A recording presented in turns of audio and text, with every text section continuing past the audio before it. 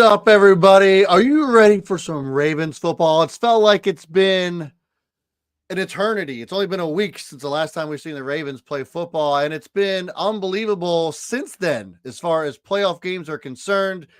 We have a jam-packed show for you. Ryan Ripken, as you guys know, his name's on the channel, is on location, and he's going to be tuning in with boots on the ground content for you. Cannot wait for that to happen, but I am not alone here. My name is Brad, in case you didn't know. Why wouldn't you know at this point? If you don't, shame on you. But nevertheless, we got Rocco in the house, and we also got a wild. What's up, guys? Yeah, it's this game needs to hurry up and get here. Like it feels like I've been waiting on this for years. Yeah, and I don't know if you guys feel the same way, but you get into like it's felt like an eternity. Zone. Yeah, it's a twilight zone where it's like the week feels like it goes by so slow, but it also feels like you blink and it's here already. So I'm excited. I'm ready for it. Yeah, no, I completely agree with you, Kevin. This, as a football fan, you're just like waiting throughout the week for these games to get here and for Saturday to come around. And you're like, I wish this game was on a Thursday, because then it would be like right here, right now, and we'd already know the result. But obviously you want it to be on the weekend. You want to be able to enjoy it, watch with your family and friends. And, for the Ravens, I don't think there's any friends other than Ravens flock today. Like they're not looking to make any new friends. They're not looking to embrace Bills Mafia. That they're looking to, take Buffalo down and move on to the next round. And that's the goal. Yeah, man, we're going to be waiting on Ryan to be tuning in here. We do have Zach also that'll be tuning in at some point, I'm assuming. He said he's going to be, so we'll see where he's at. It's kind of ironic how Zach's mom ends up showing up here on time. Zach was like ice fishing in the wilderness. No cool. sign of Zach. I wouldn't call Deep Creek Lake the wilderness, but he's out there. He's out there for sure. He's out there, exactly. So it's essentially a resort. Is Deep Creek Lake, but nevertheless, it'll be interesting to see how he tunes in this afternoon as well. But guys, as I mentioned just at the top of the show here, lots of football happened before tonight. In between the last time the Ravens won the game against the shitty Steelers, a lot of football has happened since then. Yeah, I'm Brad. You were blowing up the chat last night with you couldn't believe the Commanders were about to do this thing, and Jaden Daniels is going and in the NFC Championship game. What is it? Third rookie quarterback. It was Flacco, Sanchez, and now Jaden Daniels to go to the championship. If he wins this game and goes to the Super Bowl, he'd be the first rookie quarterback, I believe, to do that in NFL history, if I'm not mistaken. But yeah we got to see the Chiefs with a little help on the side defeat the Texans, and then you got the Commanders taking care of the Lions. And look, there's going to be a lot of conversation about Jared Goff, and I'm sure we'll talk about that because I think a conversation does have to be had about Jared Goff. But that Lions defense was decimated. I think by the end of that game, they had like 5 of their 11 starters in and 6 of them out. I mean, that was a brutal way to end that year for Detroit. I think they're a great team. I think they'll be back, but just felt like once those injuries started piling up, you could almost see the writing on the wall. Well, I don't want to make excuses for the Lions, Kev, but that's been the story of their season, with Aiden Hutchinson getting injured very early on, to Alex Anzalone missing an extended period of time, to like really big name guys on that defense. Like you just talked about, it was like, you talk about like the CVS receipts, like how long they are, the laundry list, like that's what the Detroit Lions injury report looked like towards the end of the season. But for Jaden Daniels and the Commanders, shout out to them, because, Dan Snyder sells the team and they have a new hope, a new sense of hope. And then they bring Dan Quinn on as their head coach, Cliff Kingsbury as their offensive coordinator, Jaden Daniels as their quarterback. Their GM, Adam Peters, correct me if I'm wrong. Am I getting his name right there? Yeah. So, he's done a fantastic job too. So, like, as an organization, the Commanders right now are just taking a complete, 180. And it's incredible to see. This fan base should be happy. This area should be proud. And I looked at it last night, man. Like, it's incredible to see. Is the number 2 overall pick like the new number 1? Because number 2 overall pick, you had the last 3 years has been Aiden Hutchinson, CJ Stroud, Jaden Daniels, all Pro Bowl selections, all have helped to turn their franchises around. the number 1 overall picks. And I know it's early and these guys still have, like, we're looking at potential futures ahead and what they can do in their careers. But it's been Trayvon Walker. It's been Bryce Young. And it's been Caleb Williams. And I know, Brad, you feel some type of way about Caleb Williams. But it's like those number 2 picks, they have been solid early on and franchise changers. Yeah, absolutely. And but you know, it's just Jaden Daniels to me. When you look at some of the other rookie winners, I guess we talked about Joe Flacco and Mark Sanchez. Those are elite defenses, and I'm not saying that that the Commanders don't have a good defense, but they weren't the Ravens or the Jets. I mean, they didn't have anybody like Revis Island hanging out there on the Commanders. So what Jaden is actually doing is absolutely incredible. So I'm really excited to kind of see what his future looks like. And hell, if they do end up in the Super Bowl, we could see a Baltimore-Washington type of matchup, and that would be absolutely incredible. That being said, we do have a wild Zach Bollinger. Dude, a wild. It looks like the Discovery. I just saw him chugging. So this should be something. Zach, are you there? Guys, how are we doing? Let's go. So we are out in the middle of Deep Creek, only 2 hours from Baltimore. I was told it only snowed like this in Buffalo. I was told that it only got below like 25 degrees in Buffalo, that no one would ever feel as cold as they were in Buffalo. Here we are, Maryland. So I am so ready for football. I'm just, let's have a day. People in Buffalo, Zach, would call you soft for being as bundled up as you are in this weather. But, you know, I'm not one of those tarps off. I'm not going to say that. You know, we only got the light jacket on underneath this. We're not really that. We got no gloves, Rocco. I'm not going to lie. I did not choose. I'm just in very thin sweatpants, so I'm not actually properly dressed for this. Well, I think that's all you wear. So that doesn't surprise me at all that you don't have a pair of winter pants. We're not going to make you do tarps off because your mother's on the stream and she'd be very upset with us if we ended up getting her, you know, number 1 son hypothermia. Sorry. I don't know about that. Like, yeah, it is what it is. But I think Nancy would be proud. He might be. That white Darcel hat is also weatherproof. Look at that. It's all weather. Oh yeah, any time of the year. It's versatile, Kevin. Yeah, just like the Zay Zay Flowers. I'm still waiting on mine. I'm still waiting. You know, one day, Kevin. One day. You know, I'll just take the one off your head the next time I see you. It's fine. That's crazy. I dare you. I dare you. This is incredible. It feels like football weather, though. It feels like football weather. January football. I am fired up. I'm fired up.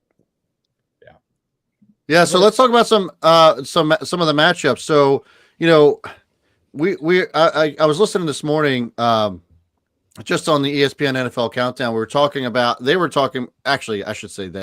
Rex Ryan in particular was talking about the matchups, and that this is actually pretty much a horrible matchup for the Bills as far as how they stack up against the Ravens in that run game. And that's even with Matt Milano, some of the other pieces that were out during that Week 4 game.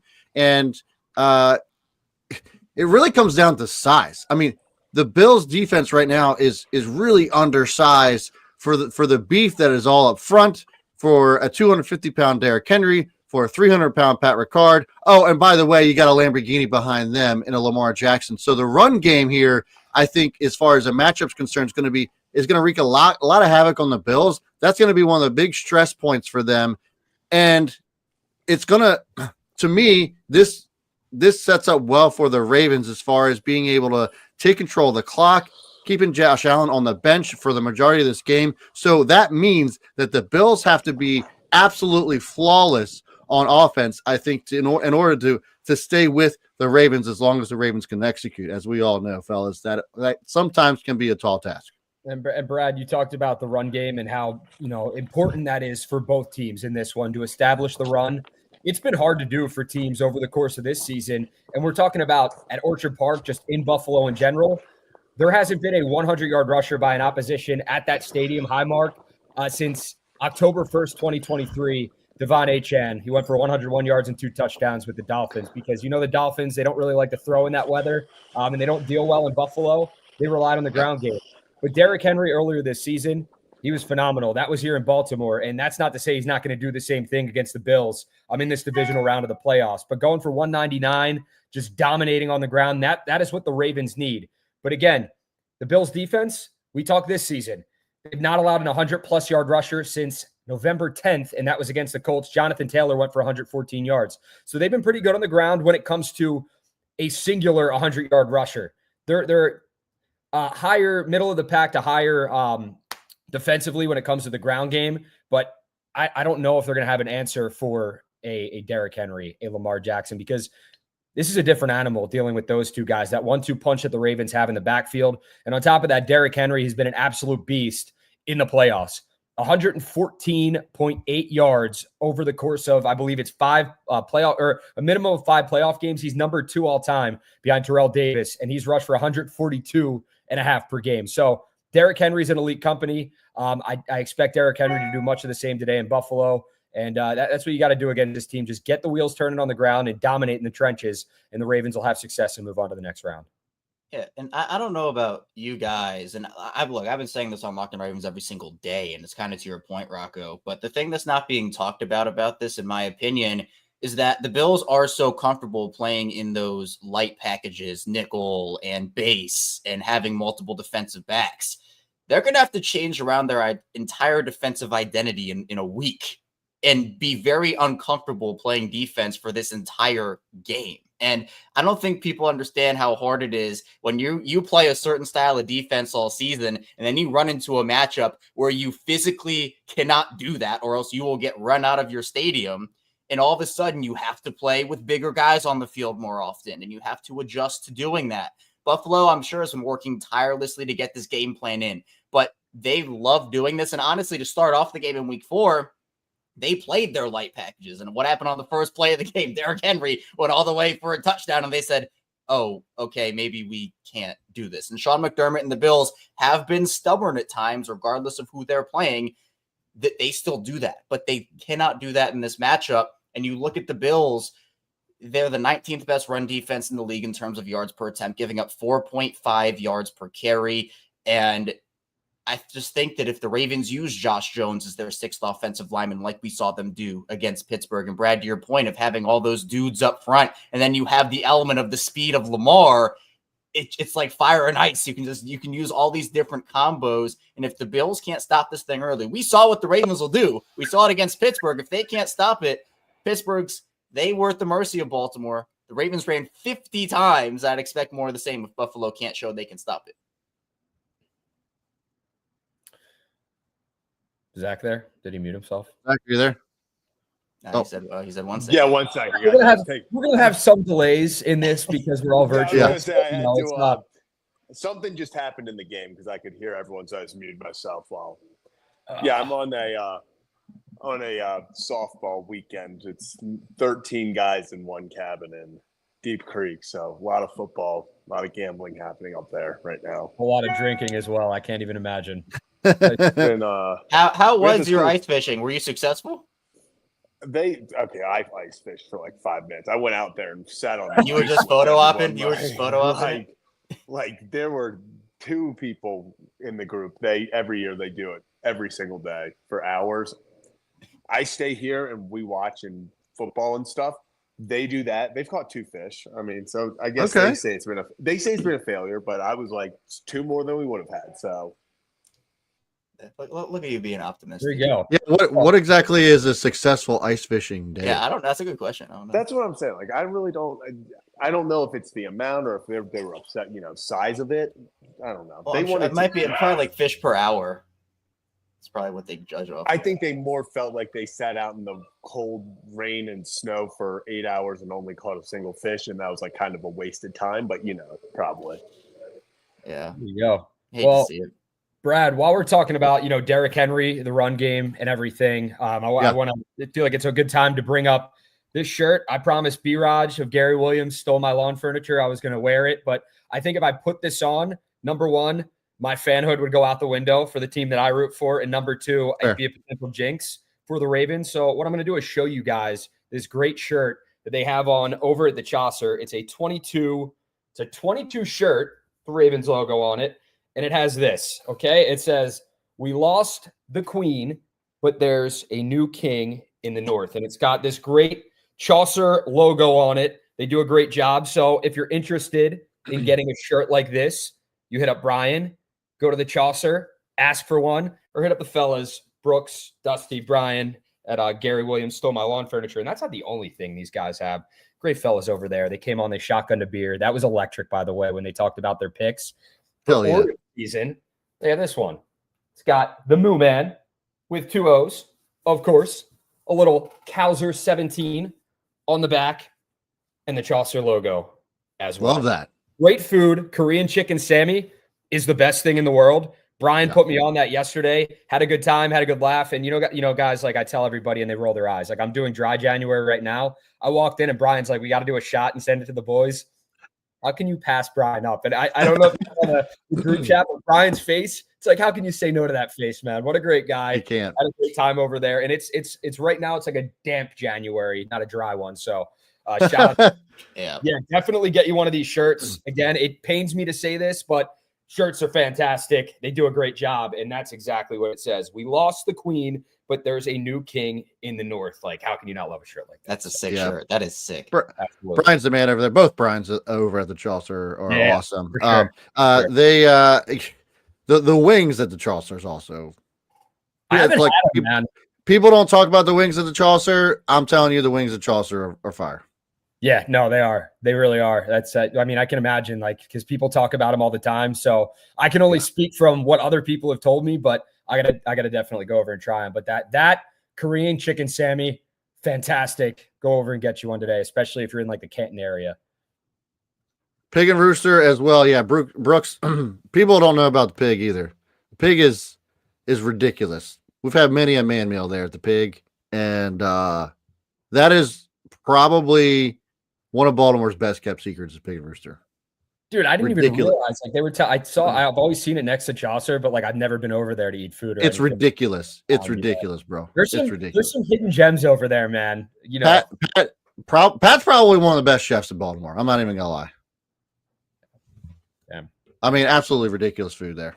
That being said, yeah, no, of course, Brian, yeah, of course, man. So, what else do we need to chat about today? I have reached out to Rip. He said, speaking of the devil, says it's been a little swarmed out there. Oh my God, look at him breathing. All I saw was him breathing before I saw his face. We thought Zach was cold. Look at this guy. Fellas, can you hear me? Yeah. Yeah, you're good. Sorry, the service it's tough out here, but I'll tell you what, the energy's great. It's fantastic. Went live for a second. I'm with my group back home. Oh, hey. Say hi for a second. Have you done the bowl? I haven't done more firewood, but I haven't done the bowling shot yet. It's basically Vicks. It's cough syrup. Do you like Vicks? I mean, I will. Why do you bring so much firewood to the game? You're gonna burn nicely all day. Oh, I will. I'll burn nicely after a Ravens victory, though. I will say, so it'll be good. You suckers are getting burnt today. We might not. What do you got for me? Wait, are we? Bills win. Oh man! Come on. Fuck the Chiefs. Hey, everyone agrees that everyone screw the Chiefs, so it's all good. It's fair. Something I feel like we can all agree on, except the officials. Yeah, you can say it. I did. You're good. Where are you going to be though? Where am I going to find? Are you going to go back over there? Oh, yeah, I got a tailgate up here. I got this. Nick was telling me to go around here and check it out. I mean, hey, any tailgate, just stop and say hey. Stop and say hey. That's the beauty of the whole Red Pinto experience. Any of them. Everyone. To say hey, share your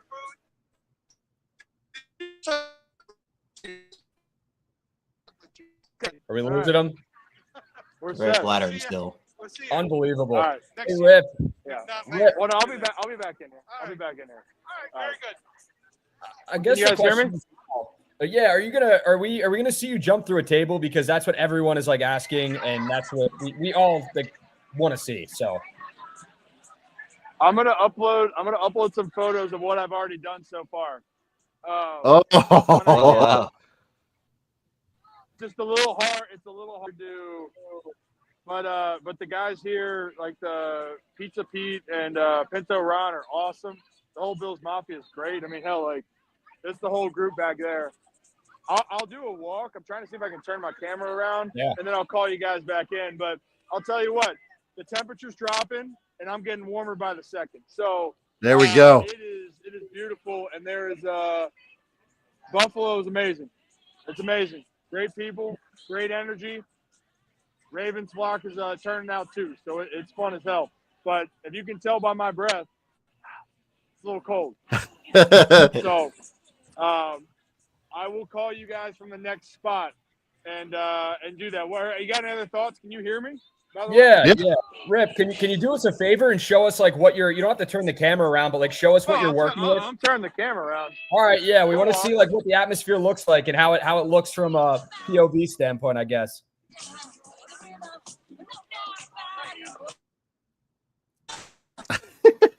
Oh my goodness. Is that laundry bin? Look at that.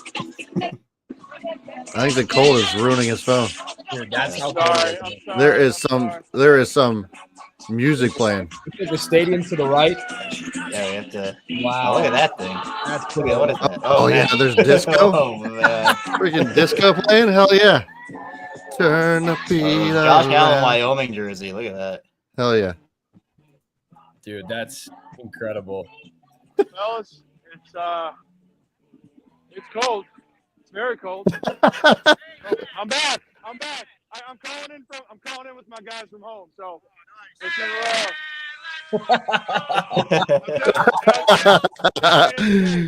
everyone's great. I'm not doing one more. No, not yet. Hold this real One more. What is this? All I know is it's not really going anywhere. But What is this? Bobby, that guy. Hold on. Time out. So we got to. Oh, I'm so sorry. My bad. Can I get that beach ball again real quickly? No. Turn around. Here we go. Oh! Josh Allen fumble today? No. Maybe Lamar Jackson.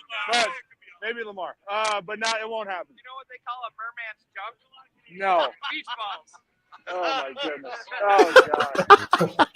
Oh yeah. There we go. Hold on. Here we go. Help us get this beach ball all the way around the stadium. We are watching at the beach ball, Bobby. Yeah, but this isn't even the funny one. So. That's not the funny one. What's the funny one? Oh my goodness. Oh, we don't. Well, that's a whole different conversation that we can get into. Let's go. All right. Well, guys, I'll check in with you in a little bit. Time out. Cliff, what is this? What am I taking with this? Blueberry margarita, fellas. Hell yeah. Cheers. Oh, yeah. Hey, cheers. Cheers, guys. Hold Look at on. that. This is Cliff, by the way.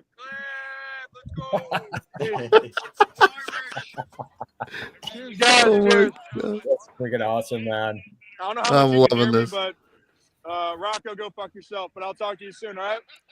That's about right. Yeah. See you guys. Listen, See ya. goodbye. Forever.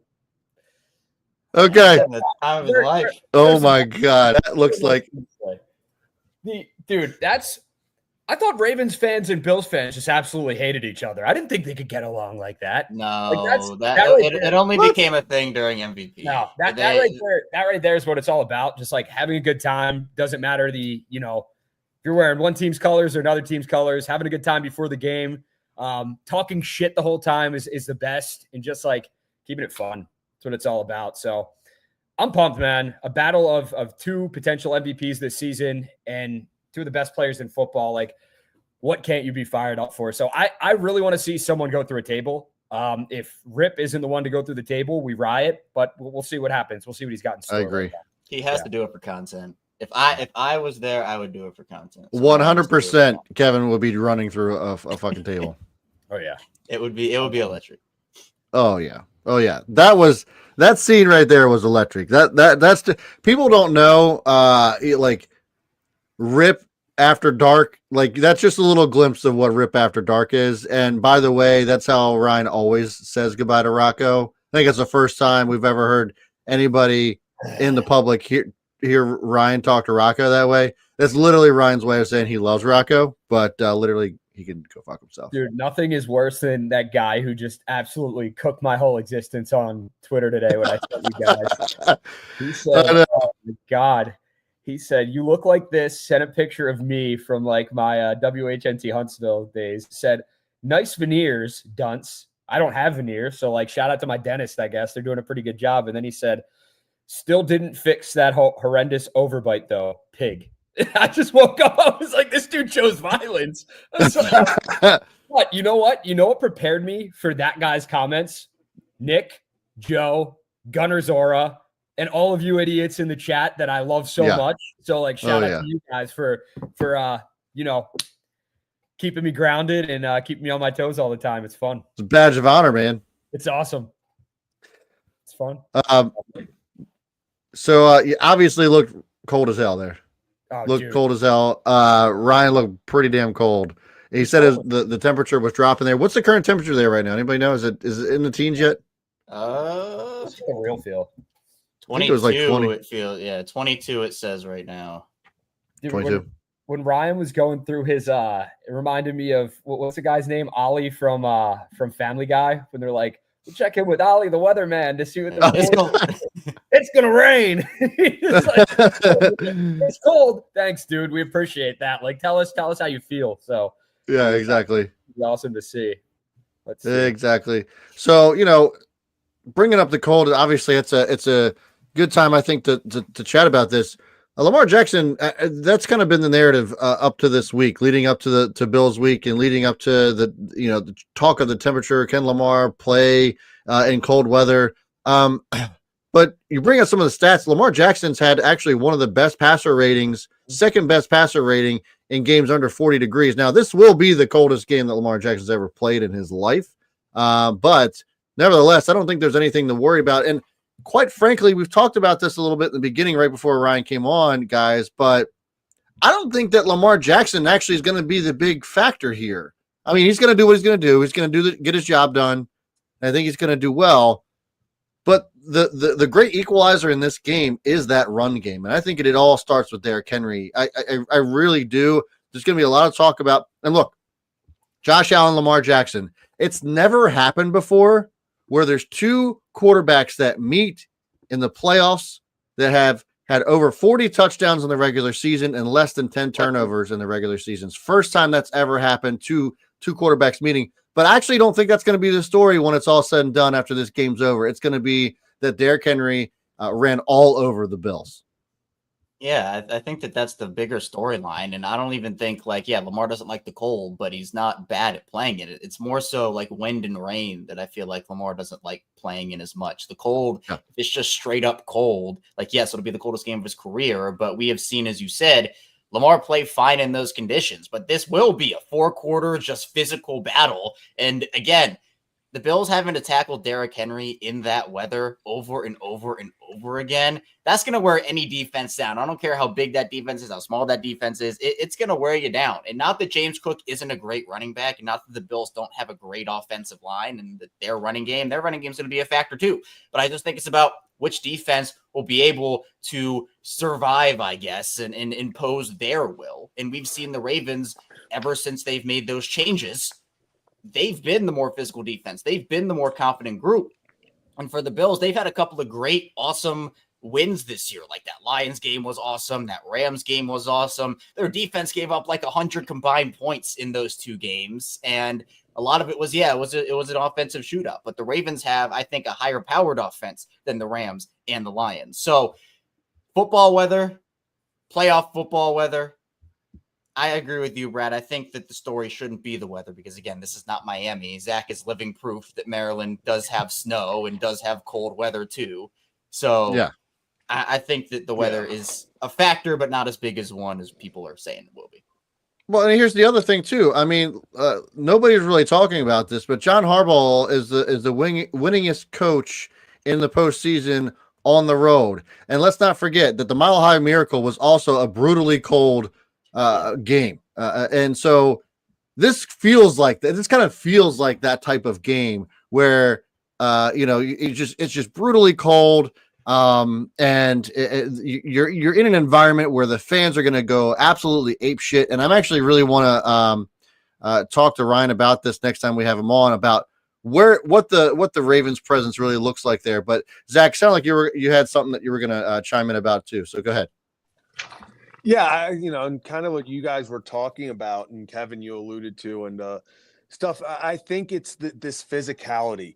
This game is going to come down to physicality, and not just the run game, but also the defense. It's going to be on both defenses to be, okay, who is going to be able to step up for 4 quarters and stop this other team, this other MVP candidate. So I think, as much as we've put in the stock of, like you were saying, Brad, it's Allen versus Lamar, it isn't necessarily to win this game. It doesn't have to be Lamar. It doesn't have to be the Jackson 5, anything like that. It can be something where, like last week, run the ball 50 times. If you watch that game, maybe you look at the stats, it doesn't say it. Lamar Jackson, if you watch the game, was in total control that whole time, whether it was making check. If he uses his legs paired with Derrick Henry, that's the key to success on offense. And if this defense can step up the way they have since week 11, week 12, I mean, we say it all the time. The Ravens just have to play their game. If the Ravens play Ravens football and they do not beat themselves, they won't get beat. Agree. This is like, I want to see Derrick Henry as the playoffs go on and as the Ravens hopefully continue to win and move on to the next round, get more and more carries, almost like that ball or rock or whatever rolling downhill effect. Like not just in a game, because obviously you want to see the momentum there, but like carrying the momentum from last week into this week, like 26 carries against the Steelers. Hell, feed Derrick Henry the ball 30 times today against the Bills. See what he does. Feed him as much as humanly possible. This guy lives for these moments. You could tell how locked in he was with those locker room speeches, talking with Lamar, talking with John Harbaugh, and seeing the Ravens wired afterwards. He's ready. He wants the ball. Zach, we talked about it, I think, even before the playoffs began. When you look up and see Derrick Henry with the amount of carries he has in the third quarter, after halftime, early in the fourth, he still needs more. So that's not going to go away. Feed the man. You got him for a reason, and that's the guy that needs to be touching the ball as much as humanly possible in this game. Yeah, beat Derrick Henry and give the ball to Derrick Henry as many times as possible. And if you sit there and question, have we given it to him too many times? Mm-hmm. Give it to him again. Just that should be. Let Lamar and Derrick Henry take over this game, especially with no Zay Flowers. It looks like just let those two take over the game. It's as simple as that. If those two can control this tempo, they can set the tone and then allow the defense. The best defense is a good offense. If the Ravens are having, like last week against Pittsburgh, where you're just having 10 to 13 play drives where you are just eating at the other team, you're making them tired, you're resting your defense, that's the key to success. Keep Josh Allen and them off the field, keep their defense on the field, and just wear them down for 60 minutes. Brad, you alive? Yeah, I am. I'm just trying to get Rip back on here. So he and I were talking. Sorry about that. I'm still trying to play producer as well. But no, I agree with everything that you guys were saying. It's just, to me, it's really going to come down to, and you guys have already talked about this, whether or not the Ravens can just execute. And this has been a recurring theme, right? But I think Todd Monken's learned a lot from last year's AFC Championship game, and it was very apparent, during that Steelers game, that they were going to run the rock no matter what. And I'll tell you what, we don't have the clip pulled up. We talked about this earlier in the week about how, there was many. I think it was Charlie Kohler on the sideline last week talking about how, hey, this defense knows that they're going to run the ball and there's nothing they can do to stop it. And I think that we're going to see something very similar this time around. It's just, can we minimize the turnovers? Can the penalties be kept at a minimum too? Because that's been an issue all season long. Ravens are, I think, the lead the league in penalties still, and so all that kind of stuff is going to be very crucial to this game. It's just about the mistakes. Don't make mistakes, and you're going to win the game. And on the flip side, Brad, we talk so much about the Ravens offense and Derrick Henry because that's the focal point. Derrick Henry, Lamar, that 1-2 punch of that's how you went out and got Derrick Henry to bring him in to pair him with Lamar Jackson and to create arguably the best backfield in the entire National Football League. Like you can say what you want about, Jalen Hurts and Saquon Barkley, Josh Allen, James Cook. I think Derrick Henry and Lamar Jackson are in a class of their own. And that's evident just because of what they've been able to accomplish this season. And you know what? Running backs were kind of an afterthought this past offseason. It was like, okay, are they going to get paid? Saquon, Derrick Henry, like where are they going to go? Like the Giants didn't want to hold on to Saquon. Derrick Henry was gone from Tennessee and nobody wanted to pick him up, it seemed like. And it looks like both of those guys, they're getting the last laughs right now because Saquon and the Eagles are up right now on the Rams. And you got Derrick Henry and no, they're not. Huh? No, they are not. They currently are. It's 13-7, Brad. Oh, shit. Did they just score? Because I was looking at 7-6. I literally just – oh, there it is. Yeah, it's 7-12. Sorry, my bad. I'm like, I'm not crazy. Man. Look at the fact checking we're doing live on this show right now. Yeah, breaking news. Just try to – I was like, it's 7-6. What are you talking about? No, yeah, you're good. Yeah, but no, that's what I'm saying, though, man. It's like – but defensively – this Ravens defense, I'd love to see guys like the unsung heroes, Darius Washington, really step up in a game like this and continue to shine in those moments because it's been week after week after week after week. Darius Washington has done something special. I expect nothing less in this game because he's a guy that offenses come in and they're like, where's the weak point on this defense? And that's not me saying Darius Washington's a weak point at all. But if you have a defense with Matabike, Owe, who's performed at a high level this season, Kyle Van Noy, Roquan Smith, and Kyle Hamilton, Marlon Humphrey's playing out of his mind. It's like you're looking and you're like, who can we pick on? I hope they try to pick on Darius Washington because that dude has been a baller this season for his size, for the way he plays. And again, I expect nothing less in this game against the Bills. So go ahead, try to pick on him. We'll see what happens. Hopefully I don't end up on freezing cold takes, but the dude's been a baller for the Ravens in their secondary and stepped up in a big way. Oh, I do think we know who the Bills are going to try to pick on, and that is Brandon Stevens. And there's no secret about that. I think not only does the entire media landscape know about it, I think the entire NFL landscape knows about it. And look, it's going to be a matter of the Bills don't have that Stephon Diggs number one receiver anymore. They have shifted more into an everybody eats type of offense, similarly to what the Ravens have, where it's like a pick your poison, where they have Amari Cooper and Keon Coleman, Khalil Shakir, Matt Collins have made plays for them. They have their two tight ends with Kincaid and Knox, and they can have multiple different people. So I'm curious to see, and this I think will be the true Brandon Stevens test because, sometimes the receiver number one guy just lines up over Brandon Stevens and they try to exploit that matchup over and over and over again. When you don't have that true number one guy, are they just going to try to match up Amari, let's say, on Brandon Stevens and just force feed Amari Cooper the ball the entire game? Because you're right, like you can't pick on Marlon Humphrey, you can't pick on Nate Wiggins, you can't pick on Kyle Hamilton.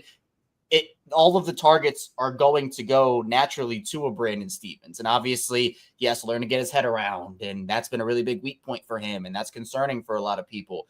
But the way this defense has played over the last 2 months of the season, they're number one in almost every category. And similar levels to the 2023 unit that was that consistent all season. Just took a little time for them to get acclimated and obviously made some personnel changes that have gone for the better.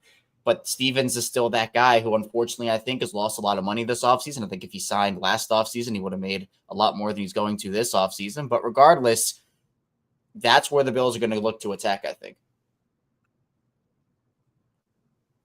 Zach, you're muted. Zach, you're muted. You're muted. Apparently he can't hear us and we can't hear him. Hold on. I'm trying to unmute you. Can you hear us? Can you give a thumbs up, thumbs down? Can you hear us? Okay, he can hear us. We cannot hear him though. It's not letting me unmute him. He has to mute himself. Yeah, I did. Oh, there you go. Right, I kept hitting unmute and like mute and unmute, and I was like, it's saying I'm unmuted. But I think I kept unmuting you, and you kept muting yourself again. You did the microphone last week, just pulling it away from you. Like Spirit Bomb says, very good insight. I try to take people's words away. Yeah. I think the Bills are going to try to run the ball. I think Brandon Stevens is that when they go to throw the ball, like that is where they're going to target. And Kevin, like you were saying, the Ravens cannot allow for that to happen. You cannot allow for them to have a specific weakness of, hey, all reliable. If anything, we're going to toss it up one-on-one to Brandon Stevens. Did something just happen? I'm guessing. Yes. What just went? Yeah, there's Raven, a bunch of Raven legend. Absolute bomb by Matt Stafford. This game, this Eagles-Rams game is about to get bananas. Ravens legend. Robinson. Yep. How long?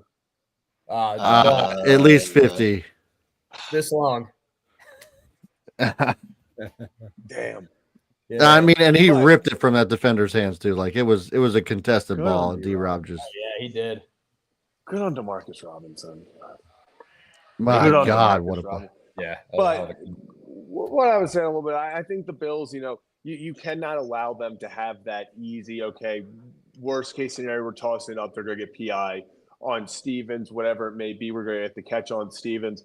I think the Bills are going to try to run the ball. You have to stop the run first and foremost. But like you said, Kevin, you cannot allow for them to have that easy out of, hey, if we stop them for 2 downs, they easily get out of it on third because they target Stevens, or we leave them on an island. Like Brandon Stevens is a key to this game for Baltimore. They are going to go as far as he goes as a defense. Can we play a little game here called the Bills win this game if, and the Ravens win this game if? And I'd like us to give kind of both of our responses to that, because we saw what happened last year when the Ravens matched up against an opponent like this. And I know the Chiefs are a different animal. Patrick Mahomes was on the other side of the ball.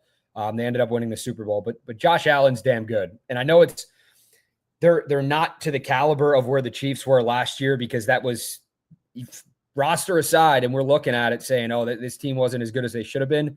They ended up being the best team in football, and they proved it, regardless of what you want to say about the refs or the penalties or this and that. So to that point, for me, the Bills win this game if the Ravens get away from their identity and they don't run the ball like they did against the Steelers, and they limit those carries and touches to Derrick Henry, and they try to get cute and look at who's across the sideline from them and say, oh, like we need to go tit for tat with these guys and throw up the deep bombs and, hit downfield. It's like, don't get away from your identity if you're the Ravens. And if you do, it's going to be a tough day in Buffalo. Seriously. So that's where I'm coming from with this. Kevin, if you'd like to go next and kind of share your thoughts on this, how would the Buffalo Bills win this game against the Baltimore Ravens? Yeah, I agree with you. I think that the Bills win this game if the Ravens don't play Ravens football. I think that if the Ravens show up, as you mentioned, Rocco, run the ball, stay true to their identity, don't make mistakes, and they can get out of their own way. If they put themselves in their own way, that's a formula to lose for the Ravens. But for the Bills, if the Ravens do that, if they commit a bunch of penalties and they stall out their own drives, if the Ravens don't play Ravens football, I think that's the way the Bills win it. Because if the Ravens play their game, I don't think there's a team that can beat them. And, I know that might be a little bold to some people, but we see when this Ravens team is on, like against Pittsburgh or against Houston or against Denver or Buffalo the first time, it just gets ugly quick for those opposing teams. But when there are penalties or mistakes or miscommunications or coaching issues, those games get ugly. Now, in the games that they do get ugly, we rarely see the Ravens get blown out. Like, that's something where the games are always close and the Ravens either come out with a way to win or they lose in a close game. I don't think the Ravens have been blown out once this year. It's always been either it's a close loss, a close win, or a blowout win. So even if the Ravens stumble over themselves, they make mistakes, there are still ways they can win the game. But if they continue to just do their thing and don't get psyched into doing something different, I feel like that's a formula for Baltimore's success. Kev, you're correct. Yeah. All the Ravens losses come by a touchdown or less. So that's they're going to lose. It's going to be a close one. Brad, sorry to cut you off. The Bills win this game if what? Yeah. So and look, I don't think any other team in the league has done that. By the way, have not lost by more than a touchdown. Fact check me, but I'm pretty sure the Ravens are the only team to do that this year. the Ravens lose this game if, to kind of piggyback on everything that you guys have said, if they don't run the ball, they just have to run the ball. That's really all they have to do. The best defenses in the world can't defend what the Ravens are capable of doing on the ground. They just can't. And we've seen that time and again. I mean, look, we looked at last week's wild card game. How many Steelers defenders fell for the mesh point? Lamar Jackson at the mesh point is absolutely insane. There's so many defenders that thought that Lamar had the ball and that he was going to run to the left, and Derrick Henry just has a clear lane, and it's a house call. So I think that as long as the Ravens stick to their identity, they're going to be just fine. Brooks Rothschild said no fumbles. Yeah, like don't turn the ball over and just run the piss out of that ball. You're going to win the game. Did you just call Brooks by his government name? I did. Well, I mean, that's what he has listed on here, so I did. Well, I want to piggyback off that real quick because these are the two best red zone offenses in the NFL. The Ravens are number 1 and the Bills are number 2. Both those teams convert at over a 70% clip in the red zone. In the playoffs, you cannot trade touchdowns for field goals. You cannot trade 7 points for 3 points, especially on both sides when you're playing the Ravens offense or when you're playing the Bills offense, especially if this game comes down to like a 4-point swing or it's a 2-point loss for whichever team loses. You look back on maybe a failed red zone trip and you're like, man, if only they'd been able to convert on that drive, this could have been a different ball game. So there have been times this season where the Ravens go 1 for 4 in the red zone and they lose by 3 points. And you look back on it, and you're like, okay, there is correlation to why the Ravens lose the game. So it's going to be up to the Ravens and Bills red zone defenses, which, by the way, just for stats perspective, Baltimore is the 12th best red zone defense and the Bills are 16th. So 2 middling-ish red zone defenses. But, guys, to me, it actually feels like as the year goes on, or it has gone on, this team has played that bend, don't break defense where they will allow an offense to move down the field on them. But once they hit the Ravens 30, the Ravens 20, they tighten up and limit that opposing offense to field goals. So it could just come down to who has better success rate in the red zone. And if it becomes a close game, you could look back on that as a big factor. And let's go ahead, Brad. No, I was just going to bring up one of the comments here because I've seen this float around too. The Bills are much healthier than last time we played them on defense in particular, which is very true. But so are the Ravens. I mean, Michael Pierce was not in that game, by the way, against the Bills the first time around. So there's both teams are with the exception of Zay Flowers, are about as healthy as they've ever been all season long, which means the matchup is even that much more exciting. So. Zach is back. I actually have been speaking with Rip. He is trying to get himself back too. So I want to talk about this too a little bit. The officiating yesterday was just absolutely atrocious. So I just want to deviate a little bit from the Ravens Bills matchup because this is going to be a big problem in the AFC Championship game if this problem persists. The officiating yesterday was night and day compared to the Chiefs and the Lions Commanders game. There were some absolutely ridiculous penalties, and I don't know if anybody else also saw the Pat Mahomes flop at the sideline. Like, this is getting ridiculous. This is getting out of hand. There should be penalties for players that choose to flop like that, in my opinion. I agree, and I got a comment on Locked On Ravens this morning about it that essentially said that game was so publicly bad officiating wise that if the Ravens or Bills, whoever it is, advances, there might be gigantic pressure to kind of fix whatever this has been. And there already should have been from years ago. I mean, let's be honest about that situation. And I know that sometimes people can overcorrect things in a very short amount of time. Like the NFL might have to come in here and say, look, we can't have this happening. And I know that there was an explanation. I think it was Walt Anderson, and I've been tagged in it a bunch by Chiefs fans. But look at the explanations, and they were just leaving out angles, like clear angles of Will Anderson hitting Mahomes in the chest before the helmet, and obviously the defenders of Houston colliding with themselves instead of Mahomes on the late slide. But the comment essentially was, so many people complained about the refs on radio, TV, and social media yesterday, both players, announcers, and fans, that we might actually get a fairly called game next week if we beat the Bills and go to Kansas City. So that was the comment I got on Locked On Ravens. And I know I like somewhat agree with this coming, from my show this morning. And I think that for me, I have never seen, it felt like every single Texans coach, Texans player had comments. There might be $1 million handed out in fines to the Texans organization for every player that talked about the officiating. And I don't blame them, because there has to be a message sent about this, because it's gone on for too long. And this particular, with the stakes as high as they were, this was probably one of the more egregious, because that's a different ball game if those calls don't happen. Because that was they were on third down. It was right. Yeah. You had Troy Aikman, a former quarterback, complaining about the roughing the passer calls. One of them was Patrick Mahomes sliding and wasn't even touched by the two defenders that actually ended up running into themselves. Then you had the other egregious roughing the passer call where Pat Mahomes just kind of fell down after being nudged. It was just absolutely atrocious. Everything that fans that aren't fans of the Chiefs have been complaining about virtually all season. I mean, this goes all the way back to the bad call against the Bengals that defined that game, the Falcons that defined that game against the Chiefs. Like there's multiple accounts, and then the worst possible officiating game that you can imagine happens in a playoff game that also impacted the game. I mean, the Texans were actually competitive in that game, and I think it was more or less of a, hey, like towards the end of the game, it's like they kind of threw up their hands, because how are you going to continue to stay motivated to finish out a game like that, to try to win that game when you got a hand tied behind your back? It was absolutely insane.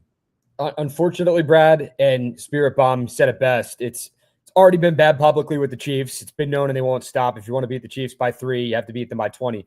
You have to play and it sucks, but you have to play a perfect game playing against the Chiefs and assume that calls just aren't going to go your way. And that's not how it should be in the National Football League. But when you go in there, or you play them, or you match up on the other side, that is the type of game you have to play. You have to limit everything you possibly can. You're not going to get away with boo, because the refs are going to call it at the end of the day. It got so bad that, I had a conversation with my dad, who's a former college football official. And I was like, dude, like, what's the deal here? And he said, I don't know, man. He's like, it's ridiculous though. Like, other officials are seeing it. Like, they know, people that watch this game are like, holy shit, like, what is going on? And why are they not getting these calls? Or like, why are they, they getting too many calls? Like, it's like, it's crazy. And I saw something on Ravens Twitter. It was Travis Kelce getting up and, standing over the Texans defender after he scored the touchdown. And if you guys remember, that was a 15-yard penalty last year when, who did that? Zay Flowers on a big time catch. Yeah. So it's like, it's got to be consistent. And if the officials are having meetings beforehand, they should be talking about this. We need to call it fair both ways every single time. And I know they're not looking at past games and whatnot, or like what happened in the divisional round or AFC Championship game in 2023. But if one team's getting that call, the other team should be getting that call too. And quite frankly, it's bullshit that it's not happening. Well, and like with instances with the one roughing the passer call where the two defenders ran into each other, they didn't even touch Patrick Mahomes. That should be reviewable as quickly as some of the reviews have been this season. That should be one that you could also review within 10 seconds and realize, oh, like we're going to pick this flag back up, because it was clear and blatantly not a penalty. And not only did Troy Aikman say that it wasn't a penalty, but their former official that was on there, I can't remember his name, but anyhow, also said that shouldn't have been a penalty. So it just, maybe. Yeah, I think that might be his name. But nevertheless, like the point being is it just like the entire world saw what happened last night. And it was just absolutely crazy. I don't understand how a multi-billion-dollar industry can't pay full-time referees either. But maybe that kind of mitigates some of these issues. Who knows? But yesterday was ridiculous, especially when you saw Jared Goff get lit up and no flag was thrown. Like, to your point, Rocco, the consistency is wild. It's got to be consistent throughout. And if you're going to focus on one thing, you got to focus on it. Every officiating crew needs to do so across the NFL, across each conference division, whatever it may be. Like, it doesn't need to be Patrick Mahomes is the greatest player of this generation. He needs to be getting those calls. Like, absolutely not. Patrick Mahomes should be getting the same calls as Bo Nix. Like, not to knock Bo Nix, because whatever. But it's like, That's how it should be. It should be the number 32 quarterback in the league, whoever that may be, should be getting the same calls as a number 1 or a number 2 or number 3 quarterback in the league. And if it's not, something's got to be fixed. So it's got to change. Definitely does. Yeah. And I just don't know. It feels like both these fan bases are so fed up with it. Every fan base, not named the Chiefs fan base, is fed up with it. And it does ruin the integrity of the game. It's like, it's something that has been going on for years now. And I saw the comparison. I think actually someone maybe put it in the chat here. I can't find it right now though, but yeah, here, Joe, we talking about the Patriots with Tom Brady and how everybody was like, oh, they get all the calls, this, that, and the other. I saw something on social media that said people didn't like Tom Brady and those Patriots because, they got calls, but they were also just so dominant. Not that the Chiefs aren't dominant, but it just feels like this level of referee treatment for Kansas City goes so far beyond what we saw from Tom Brady and those Patriots. And I don't think anybody ever expected that. I think people thought that was going to end with Brady leaving New England and that Patriots dynasty kind of dying down. But I guess this is just the dynasty treatment you get. I don't really know what the situation, but you can even see like they know what they're doing because, and look, it's smart from a gamesmanship perspective to try to get every yard you can and every penalty you can. But like Mahomes gets hit in the chest and he's pointing to his head and the offensive linemen are pointing to their heads and, they get that call. And I don't know if it's like the officiating crew is pressured. I don't know if it's home field advantage at Arrowhead, which maybe has something to do with it. But yeah, it's gotten to a point where, you can't defend it anymore. And I know that the Chiefs are a great team. I'm not trying to take away from that. And, they've gone on a historic run. 7 straight AFC championship games is no joke. And that is a historic dominant feat. But it does get frustrating for every other fan base when you just see this treatment blatantly on display every week. And then the NFL comes out and says, well, here's the explanation for it. And it doesn't really give you it doesn't make you sleep any better. Yeah. Right? Yep. Zach, what do you got to say about it, man? I know you got something on your mind. You're sitting there just like mulling. So let us know. Well, it's the same shit every single year. It's the same shit every single, I guess, new generation of football, of sports. Like, people talk about Brady. People now it's Mahomes. There's always going to be the quote unquote NFL darlings. Right now, it's obviously the Chiefs, and it feels like if anything happens against them, it gets overturned and nothing can go wrong for them. And honestly, in a lot of ways like that's what's most frustrating about to the rest of football is you feel like you don't see this crap happening in other games. You don't see this level of just one team getting so blatantly screwed over and over and over, time and time again. And it's frustrating, as just a fan. And then obviously like we're seeing right here with the Mahomes thing, it's just at this point, this was like the final straw. I feel like this was when everyone was kind of fed up with it. And like that was the main thing that took over social media. Because before that, people were upset about the calls here, the calls there. Then for Mahomes, your quote unquote, like future greatest of all time, for him to be so blatantly trying to do this stuff, it's tough. It really is. It's disappointing and it's just frustrating as a fan. And it's something that for a player, like Mahomes' legacy is what it is. And he's going to go down as one of the greatest players of all time. But fans are going to look back, and not that, a fan opinion may matter to him, but it absolutely should. Like, people are going to look back, football fans, and say, Patrick Mahomes flopped. Patrick Mahomes did this. Patrick Mahomes got all the calls. So it's like, I get the gamesmanship aspect of it, but if you're going to make plays like that and flop like an NBA player and expect to get a call like that for 15 extra yards, yeah, I guess you're doing whatever it takes for your team to win, but it doesn't mean people need to be happy or sing your praises about it, because they shouldn't. Yeah, and it's just a conversation that we know we're going to continue to have as this postseason rolls on. But I did want to touch on a couple of things. I saw that Evan had put this out too. I want to touch on this.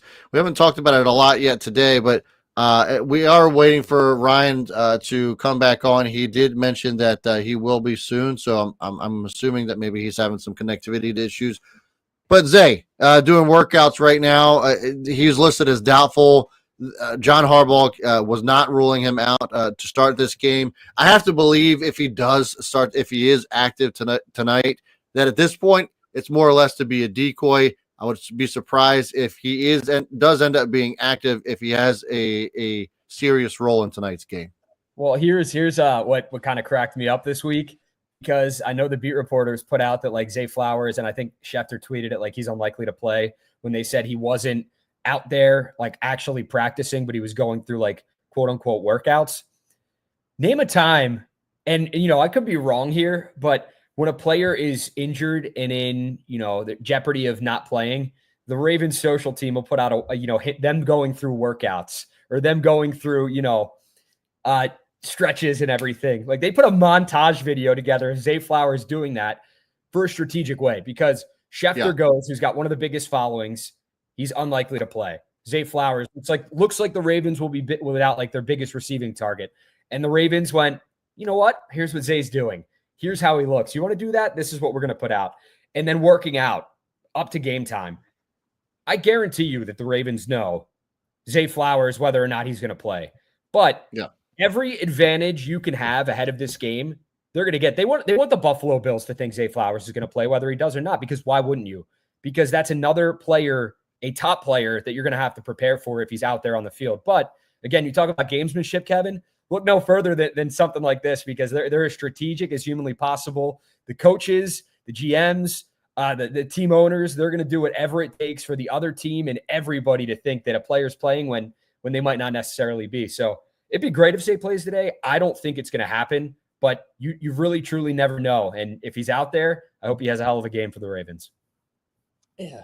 It would throw me off if Zay played tonight. I mean, I would love it. Like, I would love if he was out there. And I think as a decoy, like if I'm the Bills, and you can't get, I guess, too high or too low on any injury situation if you're preparing for someone to either go out there or not, because there can be a last minute change of like, oh, this guy looks better than anticipated. Maybe he can play. And I think that even if Zay doesn't come back this week and the Ravens advance and he comes back next week, I'm sure there'll be some level of a pitch count or some level of a reduced role, because you don't want to have a 3 to 4 week injury turn into a 12-month injury. But the difficult thing getting injured in week 18, it's not like getting injured in week 4 or week 11, where a 3 to 4 week injury, you're back plenty of time before the playoffs start. If you get injured in week 18, you're missing the most important game of the season after the most important game of the season after the most important game of the season. It's tough. So the Ravens can survive without Zay. How important? What was it? Most important game of the season. Say it one more time. Most important game. One more time. Yeah. One more time. Most. I'm getting through. You hear me clearly? I don't know. Most important game of the season. This is what it is. Every game is the most important game of the season. So obviously you wish everybody can be out there. But it almost reminds me, guys, of in 2019 when Mark Ingram and Mark Andrews weren't 100%. And, you saw Mark Ingram trying to get his calf or something loose, and he wasn't himself. And last year, obviously, Mark and Marlon weren't themselves either when they were playing in the AFC Championship game. Yeah, you're gonna want Zay back to as close to 100% as you can get him. And obviously, I know that with his injury, it probably won't be 100%. He probably won't be 100% till next season. But we'll kind of see what happens, because I think even if he's not 100%, he can still play the games.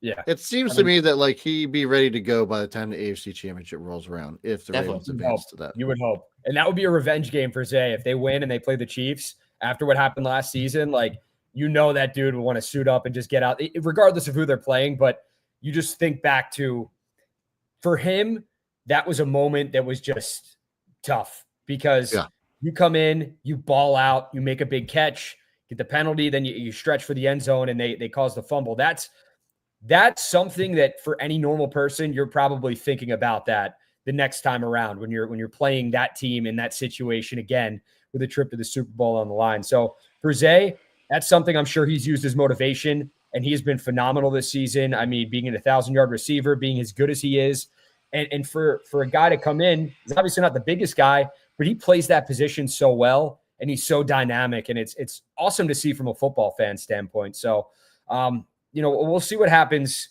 today, the next round, if the Ravens are able to make it there. And Yeah, Kev, by the way, with the hat and everything, because I know, it's a fresh M&T Bank hat with the 4 on it for Zay and block and everything, but you look like a offensive analyst for a football team with the earphones with that. So I don't know, maybe we have our own Connor Stallions right here, Kevin, who's stealing signs from the opposition. Yeah, I'm getting ready for tonight. He's a sneaky little guy.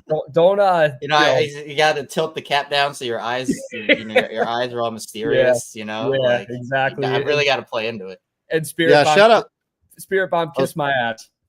I was gonna say shout out to M&T Bank for supporting the show this postseason too, man. Those hats were dope. The flags that they gave us were dope. They really treated the show well, and we couldn't thank them enough. The event was great too over there in Columbia Mall, and so M&T Bank, shout out to them. I also wanted to bring up one of our other sponsors, and that's Adam's Jeep of Maryland. Zach, you think a Jeep could handle the snow out there where you're at right now?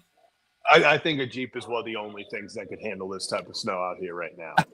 We actually didn't think it was going to snow that much while I was here today. I think we've gotten 5 inches while we've just been sitting here. So it's been coming down today.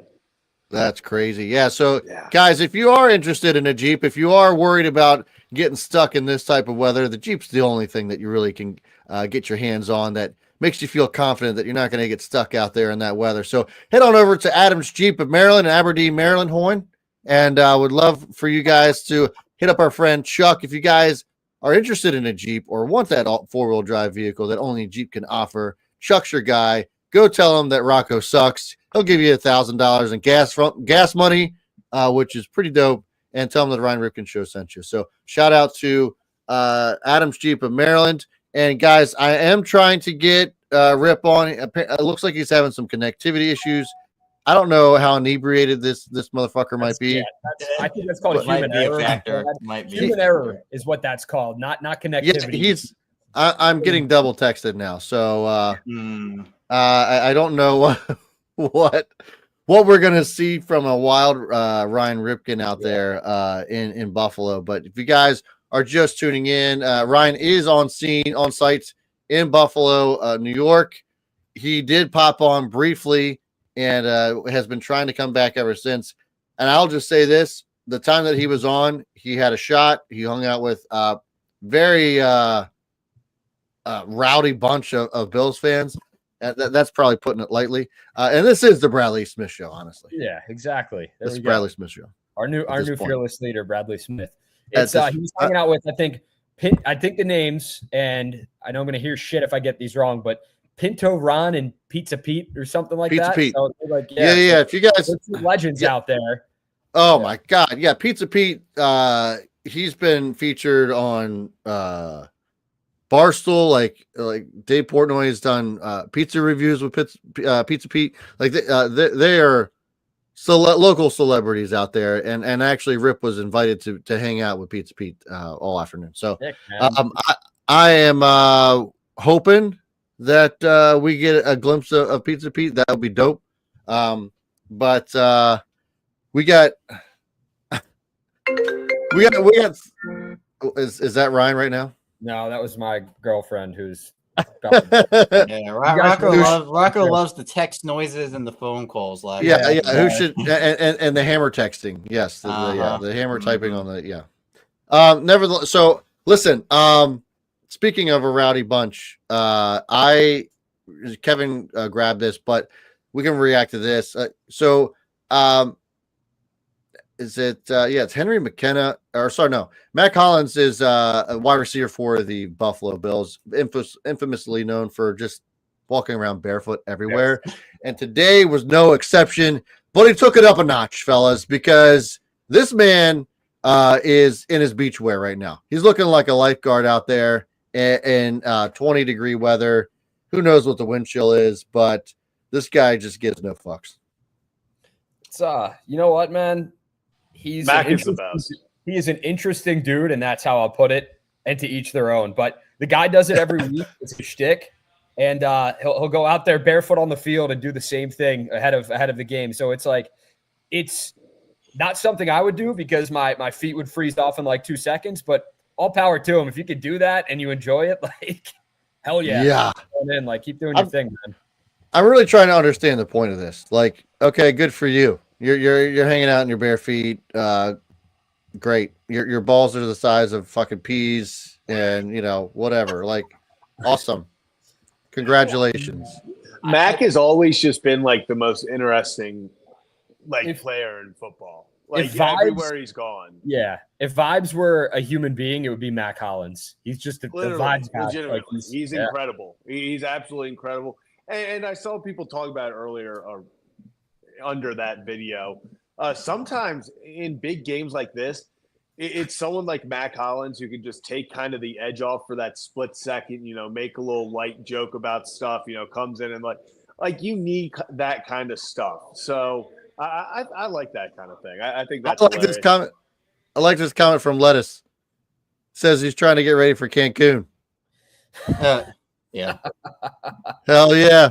The memes are going to be insane if the Ravens win this game. Oh my God, yes. Damn, I had that draft ready the second I saw that video. So let us know on the same wavelength. Kevin, how many drafts do you have on your phone right now? I don't have a lot of I had Zach's the guy to ask about that. Zach's the guy for drafts. I used to have I have a lot of bookmarks that I scroll through and use, but I used to have a lot of drafts, and I had to change my Twitter password. And you lose all your drafts when you change your Twitter. Yeah, you lose all of them. So I'm not a big draft guy anymore. I like to just save the videos in bookmarks so I have them just in case. But Zach has like 10 million drafts. He scrolls through all of them. Yeah, you gotta be ready in any situation. Zach, we do have a wild Ryan Ripken backstage. I'm gonna try to bring him on. I don't know what it looks like back here. This video is all choppy, but we're gonna try to bring him on. See what we have. This is riveting content. Just spitting ring of death there. Yeah. Maybe not. Ryan, I agree. Tell that idiot he probably still has his Wi-Fi on instead of like disconnecting from it. What is he has Bill's tailgate Wi-Fi? He's such a bonehead. I told him, I was like, bro, we needed to have like Starlink for this shit. That's what we needed. And there he goes. Well done, Rip. Well, I agreed with everything you said. Yeah, it was riveting. Yeah, it's great insight. Thanks, man. Yeah, Brooks, this guy sucks. He does suck. Like, what the hell? I actually was watching Happy Gilmore this morning. It's one of the greatest just movies of all time, hands down. It's one of those movies. We had a poll earlier this week about like, marathon movies.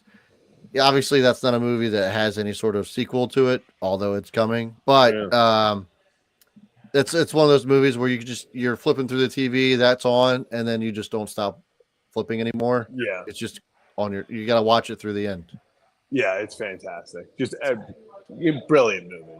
So quotable, so many underrated, just like scenes in that. Oh my God, what's the most quotable movie of all time? Oh man, I think that of all time, it's tough, but like for me, The Hangover is up there because there's just like so many. Any Adam Sandler movie.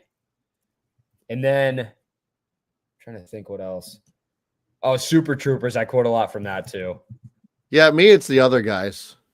That's a great one. Underrated. The Other Guys is, shaved. It's great. I think Star Wars has a lot of quotable stuff. Of course, Kevin. God damn, Kevin. Borat is up there. Borat's up there. I see that. I like me and my best friend talked in Borat accents all summer, like after college, and it annoyed the hell out of everybody. But that was just like Borat's unbelievable. Sometimes it may be good, and sometimes it may be shit.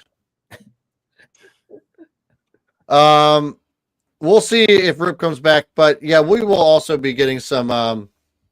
Yes, see, Brooks knows where I'm coming from here. Christina. Oh my God. Her name is Christina. Oh my God, it's unbelievable.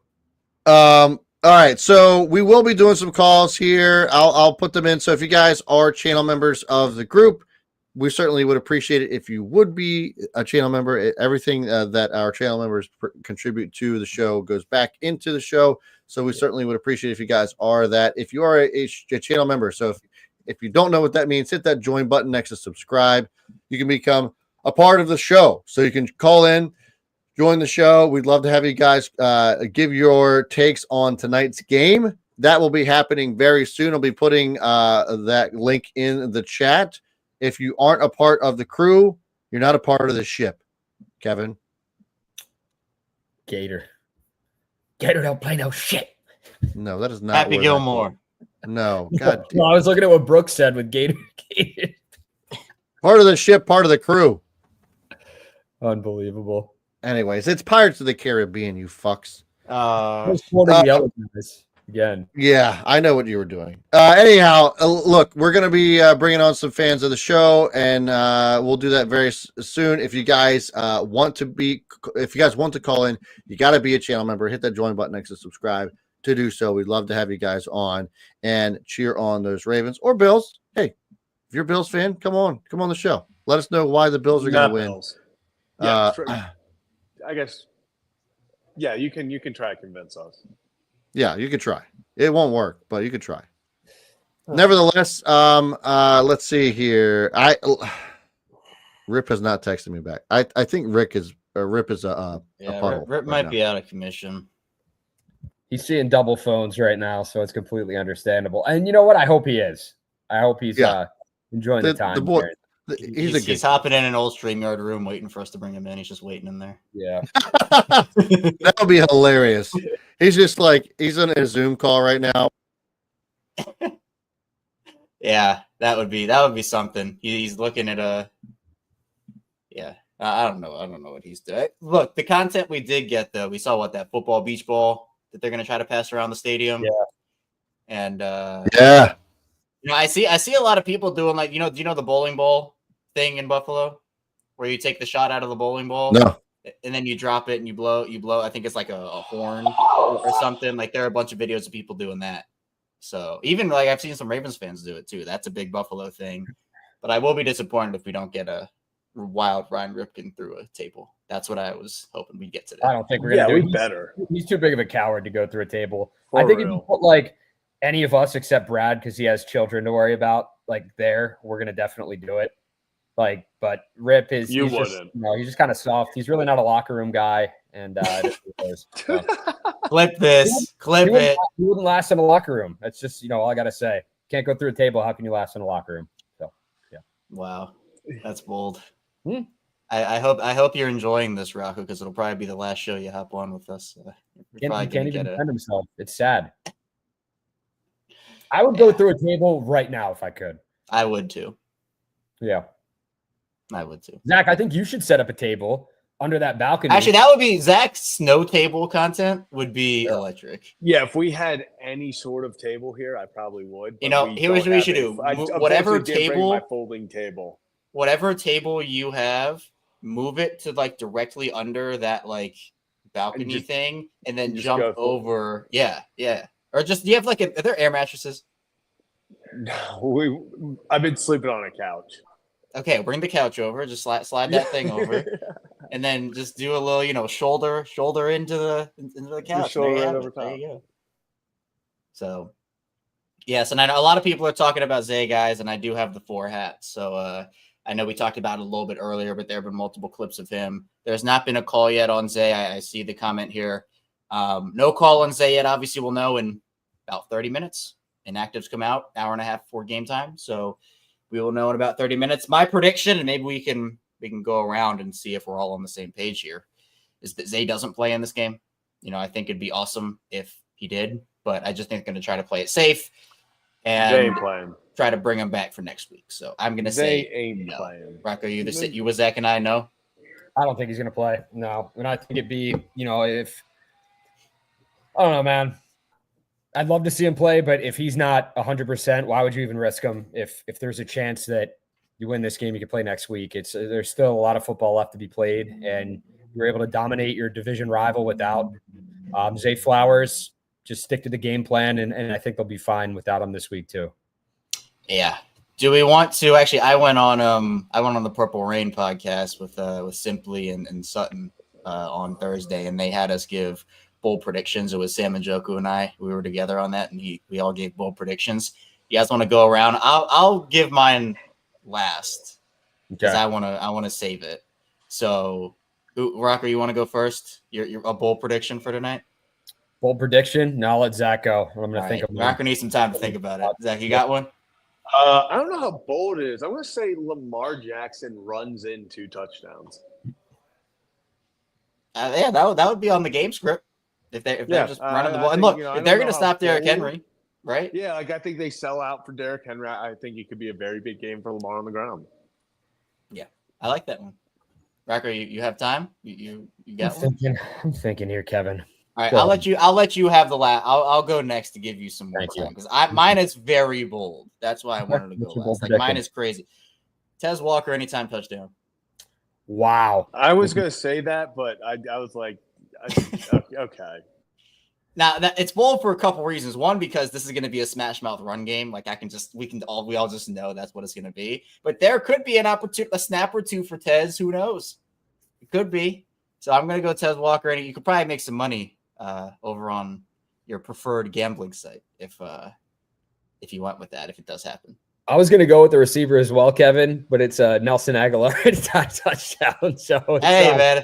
Yeah, it's very bold. It's he had one reception for 25 yards last week, but who says that one reception can't be a touchdown this week against Buffalo? So especially if Zay's not playing, we'll see. But not a bold prediction here, but if he's not, I expect a guy like Isaiah Likely to just have a solid week.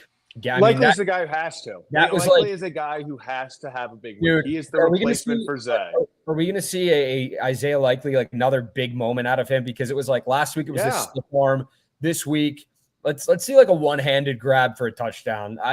He's done it. He's done it before. I think it was last season. He caught one in stride, one-handed. And took it ran for a touchdown.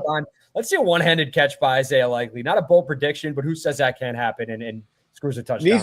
It needs to be a big game for Isaiah Likely because he's got to be the guy who kind of is that X factor. Everyone knows about Mark Andrews. Everyone knows about obviously Derrick Henry and Lamar. He's got to be that guy to step up for that kind of situation where you need a catch. They're going to be, all eyes on Bateman as the wide receiver one now. Isaiah Likely's got to step up like he did last week. Yeah, absolutely. And let's see what the chat's saying. We got Brooks saying Pancake Pat anytime touchdown plus 2,100. I know the Rothschilds are on that. I saw the big parlay yesterday just for NFL week. Brian was showing me that, so that was pretty cool to see. Dog training plus. What if Lamar ran for 5 touchdowns? We're looking ahead, but now we're back. That would be incredible. And you know what? You can't really say anything about that, or if you pass for 5 touchdowns. Let's see what else we got. Joe, Pancake Pat TD. Joe, way to be original and steal that for Brooks. Really appreciate that. Think of your own. You're an idiot. Love you. Just kidding. Bold prediction. Henry runs for 200 yards. I think that's a possibility. It's not out of the realm considering what he did to Buffalo the first time around. He was like, 1 yard off. Marlon with a pick. We got Nasty Nate, playoff pick 6. B. Fowler. Shout out to B. Fowler for that. Bold prediction. Pierce chases down Josh Allen. Love that. And then we have, let's see, Mandrews, 2+ TDs. We got Pancake Pat, Ravens double. And then Ryan runs onto the field naked. Well, Ryan might have run back into the stream. So I think while he has video, we should probably. Brad, you see this one? Yeah, can you hear me? Can you guys hear me okay? Yeah, you're good. Dude, if Ryan did that and, put like Ryan Ripken show and put like the YouTube like subscribe button on his back with like a QR code, I think we'd see a pop. I think let's find out. Right, Rip, are you running out into the field naked? Oh! I would be happy to. Guys, I can't tell you how long I've been trying to get my phone back working, but 1 second. Right? Okay, 1, 2, 3. All right, I took a bunch. I think I blinked in the photo. I took a bunch. I think I blinked. I gotta take a shot. All right, guys, hold on. I gotta explain this real quickly. So we got the group here. Pete, can you say hello? If you don't know Pizza Pete, there's Nick. So there it is. Time out. Sorry. So if you guys don't know about the best pizza in Buffalo, It's right here, literally. I just had 3 slices of it. It's fantastic. Let's So, go. but why do I have this bottle? Because you're going to do a shot of it. Okay, reporting from, you want to hold that? Okay. Guys, cheers. It's a Buffalo tradition that we have to. So cheers, go Ravens, and welcome to Buffalo. And, hey, go Ravens. Oh, sip and smile. Good job. Dude, he's double fisted. Like, look at this. Yeah, guys, I don't think you understand how cold it is here in Buffalo. It is snowing. This place is unbelievable. The people here are phenomenal. They're phenomenal. We got a whole can. We're staying warm. That's awesome. That's awesome. Look at that. The mindset. I'm being mentored on that. I agree. It's all in the head. It's not cold. It isn't. It isn't at all. It's not that cold. Hey, Rip. Even the breath. Yeah, what you got, Rock? We have bold predictions for this show, and one of the bold predictions is that you're going to run on the field naked in this game. So, is that going to happen? I don't think I'm going to streak on the field for the game. So that bold prediction might be out of the case here. I'll tell you what, though, boys, it is snowing right now. It is a snowy atmosphere. I think we're in for something. Maybe bold prediction. Derrick Henry runs for 250. Oh, don't say that. Wow. Saying that in a Buffalo tail. You're going to get kicked out of that tailgate, brother. Get ready to get Time kicked out. out. You guys got to see the pizza real quickly. Yeah, show the pizza. This is unbelievable. That Is is that an ironing sick. board? You gotta bring some of that back for us. Bring some of that back. Only if you're nice. That's Okay, amazing. I'll be nice. That's amazing. Is that beach Amazing. ball thing down there? No, it's not the. Well, I don't know where the beach ball went. But guys, my other group left me. It's just me. So it's just me and the rest of the Bills Mafia here. Dude, that's so sick. That is the definition of in enemy territory. Can someone take the bottle back? Does everyone want this? You want it? I don't want this. You want the bottle back? It's not mine. Nick! No, it's okay. I'll hold it. But what am I? But fellas, it's I highly recommend that people come to Buffalo. I highly recommend it. Highly recommend it. There you go. Cheers. There we go. Hey, Rod. Hey, that's what the fan base is actually. I think there's a lot. Yeah. Cheers. Rye. Time out. Can we Oh, get- cheers. Tell them. Cheers. Yeah. Cheers, baby. Cheers. Oh, my God. That's incredible. Yeah. Hey, great game. If it's not us, we'll see you. And that's after we'll get a walk-off pick. Yeah. It's all love. There was just one guy. Like this, That's like sick. Yeah. This is excellent reporting. Oh, it's great. Right. It's a great. You know what? Like in our whole group at home, we have a Steelers fan. Like, and we don't really care about Steelers fans. He's the worst individual out there. But like, other than that, it's really good. Like, I really enjoy the other fans.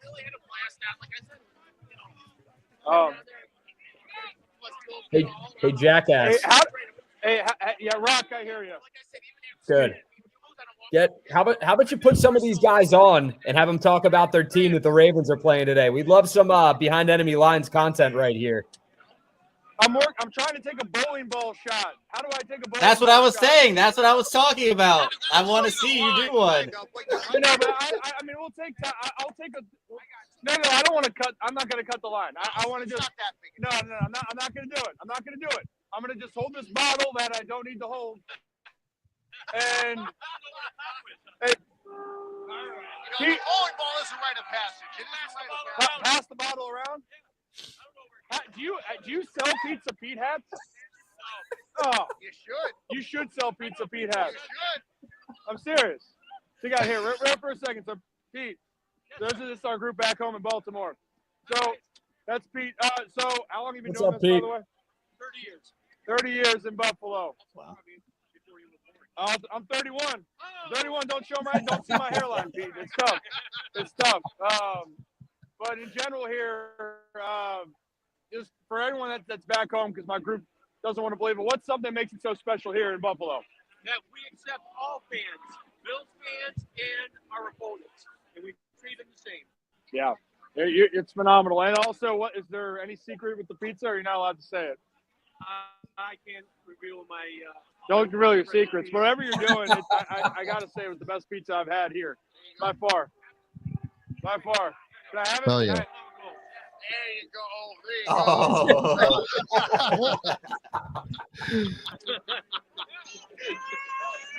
Incredible. I don't know how you get the crunch and the. I'm out. I'm out.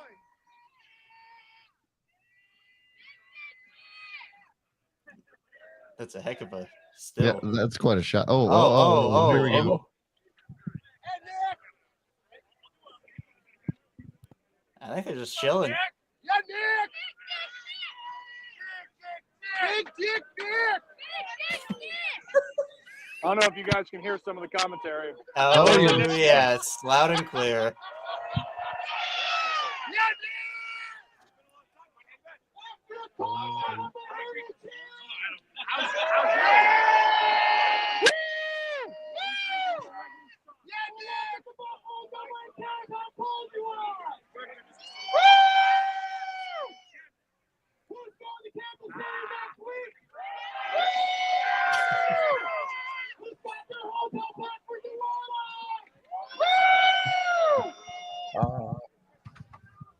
That better not be Rip cheering in the background. Oh, it definitely is. Who's going to a table? Ryan.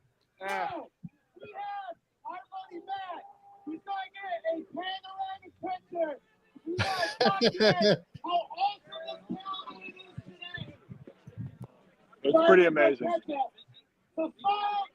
Yeah, this is awesome. Let us know that the Bills are your favorite team. Give it up for Bill.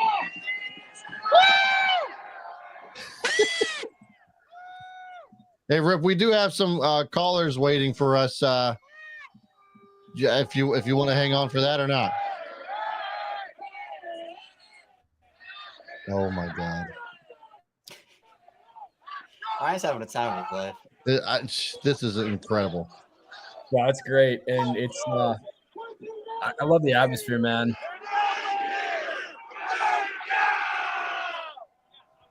John, you made it back. We got one more with us. Tone made it. Say, Tone, say what's up. We're back. We got two now. We got two. Go Vents. Go Vents, baby. Yeah. You guys deal with the callers. Tell everyone we love them back home.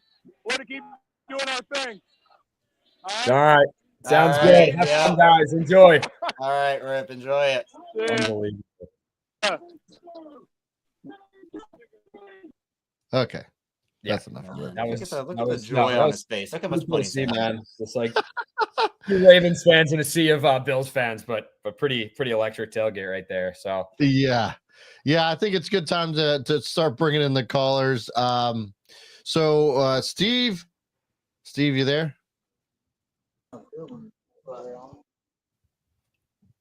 Hello, Steve. Steve, what's going on? I'm here. Hey, what's going on, Steve? What's up, Steve? So before I give my score prediction, I'm going on record right now and saying the winner of Ravens Bills tonight hoist the Lombardi in New Orleans. I like that. I respect that. Yeah. I like that a lot. Yep. As for my prediction tonight, I'm going to say 31-21 Baltimore. Henry has himself 200 plus on the ground. Let's go. And I'm going to stick with Nasty Nate pick 6. All right. I love that. I love that. Steve, as they get ready to play this game in the divisional round in Buffalo, what whether it's a football sense or a city sense, like this is like a two just rivals. I mean, these teams have kind of blossomed into rivals over the years, going head to head. So with that being said, why is Baltimore? It could be the city, it could be the football team better than Buffalo. We want to hear your opinions on that too. So I live in Virginia. My dad was raised in Baltimore, born and raised in Baltimore. The last Ravens game we went to was a Pittsburgh-Baltimore Thursday night game at M&T Bank. And to be honest, Baltimore has the more passionate fan base. Okay. Yeah, that's I bold. respect that. Yeah, both these fan bases are crazy. Oh my God! Yeah, I don't know. I feel like that would be a bit of a surprise to hear that the Baltimore has the more passionate fan base. I really did want to ask Rip about the Raven turnout there, but listen, Steve, we certainly appreciate it. Love the predictions, and I agree with you there too. I think that whoever wins this game tonight ends up hoisting that Lombardi Trophy. So. If Bills win tonight, I'll probably end up becoming a Bills fan for the next 2 weeks. So we'll see how all that goes. We certainly appreciate you calling in. Thanks so much for the support, and go Ravens. All right. So next up we have none other than Arkansas Joe. What's up, Joe? What's up, Joe? Hello, fellas. How we doing today? Other than Rocco, we don't care. I think nerves are starting to kick in a little bit, but I'm excited, man. I'm excited for the game. Thanks for joining us today on Sunday, Kevin. Oh, you know I had to for the playoffs. You know I had to today. That's much appreciated. No, absolutely. You know I couldn't miss this. And we do need to see you go through a table at some point, just because it has to happen now. Maybe if they win the Super Bowl, we can make it happen. If they win the Super Bowl. We have to bring the professional in to do it, Rocco, so Kevin doesn't get hurt, okay? We can't have nobody doing it that don't know how to do it. So we got to bring the brother in to actually put both of you through a table, actually. That would be oh man. Lucas, a joint table, smash through a table. Hey Joe, what do you got about today's game though? So like what are we thinking for tonight? Okay. So I think the Ravens are going to win. It's going to be a close game. Not going to talk much shit because my best friend is a Bills fan, and we want to stay friends. So I don't. And the last time I talked shit, we lost in the playoffs. So I'm not even going to do that this time. Don't jinx it. Not going to jinx it. I think it's going to be a close game. I think Derrick Henry's going to run the shit out of the ball, and hopefully we get that Pat Ricard touchdown to score on the bet. You running your mouth doesn't surprise me at all, Joe. It's like it's never happened in this chat or any chat or anywhere ever before. Just you talking your shit. And is that not the kettle calling the pot black? Oh my God! Listen, correct me if I'm wrong, but you're the one that started this rivalry, and I'm just keeping it going strong. Well, I mean, I think it was mutual, but hey, you know what's better? More people were on my side of this bullshit than yours. So fuck, fuck Flacco, okay? How's the animal doing that you killed and then pasted to your face to create that beard of yours right there? This is grown man. Wow. Grown man right there. Yeah, Rocky doesn't know anything about that. My ass. Real quick, Joe, appreciate. Go ahead. I'm going to do an Arkansas fact today. My best friend, that's the Bills fan, is an author. I will drop the link on Instagram later. Go buy his books after we kick their ass today. He'll need some extra good juju after he loses tonight. Sounds good. Appreciate that, Joe. And appreciate you as always, man. Thanks for coming on. And go Ravens. And I sure hope Derrick Henry runs the shit out of the ball. So let's hope for a Ravens win. Thanks so much for calling in, my man. Rocco. Joe. And I Appreciate don't know what's more surprising, Rocco the fact that your friend's an author or the fact that you can read. See you, Joe. Have a good one. I didn't. Oh wow. I did that just for you, Rock. Oh wow. I did that. I'm gonna hear it from him. Couldn't even let him get the last word in. I did that just for you. It's beautiful. All right. Listen, that guy. our last caller is always the best caller, and it's none other than Nick, the British Raven. What's up, Nick? All day. Good evening, guys. Look at this. Are you keeping warm over there? I hear it's like minus 69 degrees. Yeah, and it's snowing. Yeah. Shocker. Go ahead, Nick. Nick, What's the snow like over there? Do you get a ton of it? The snow right now is non-existent. We have maybe 1 or 2 days a year where we may get snow, but right now, no snow. Interesting. And you know what? I see Rocco more than we get snow in the UK, and that might be a bad thing. It's got to be very upsetting. It's unfortunate, but I'm here to stay, Nick. So it's Well, I have to give Rocco credit. His team's in Cancun at present, and he's still showing up.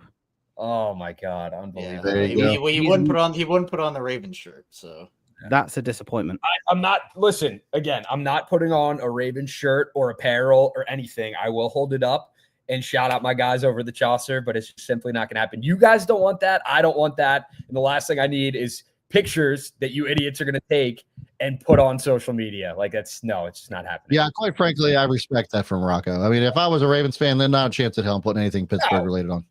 It's like I would go up in flame. Like I would be done, disintegrate. If I put that on, it would just be I would cease to exist. I'd be like done. Yeah. You're talking like you actually have social credit, Rocco. Oh my goodness. I think you in Ravens gear gets maybe 1 like. Would you like to see some snow? This is what the city of Baltimore is looking like right now. Please don't dox me, but it's kind of cool. I would say that you at present live in a house near cars. Yeah. That's great, the best. Great analysis. Look at that. That would be correct. Yeah. So it's Rocco the weatherman. So Rocco could potentially live in a house near cars. I live in a house in the city with cars. Yes. Beautiful. We drive on the right side of the road, by the way. Incorrect. All right, Nick. What do we got going on for today's game? What are your best? Give me your best predictions. You know what? Just give me ground and pound football. Play this like AFC North football. Play it like that game, and you will win. If you've got Roger Rosengarten right tackle, Pat Ricard, Charlie Kolar, and potentially Derrick Henry running straight at you, what are you going to do? Right. You're going to shit yourself. You are indeed. Yes, you are. Yes, you are, baby. Zach has experiences doing that from his college days at Marshall. Hell, I just have experiences doing that when I'm almost 40. Oh, Jesus.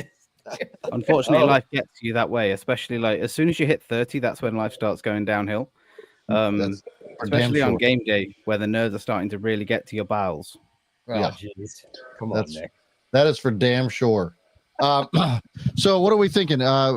We got Derrick Henry running for X amount of yards. We got a pancake pat touchdown.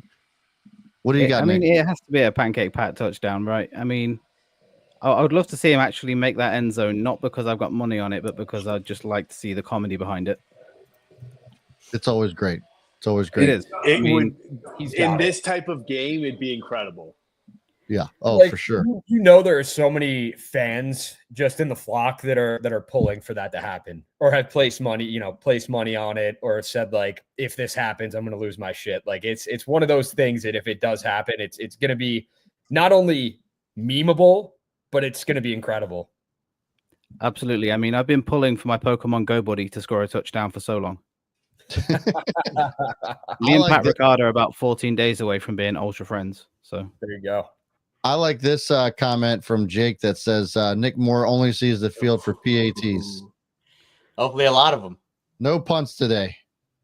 Yeah, be great. And I feel like it could be that kind of game.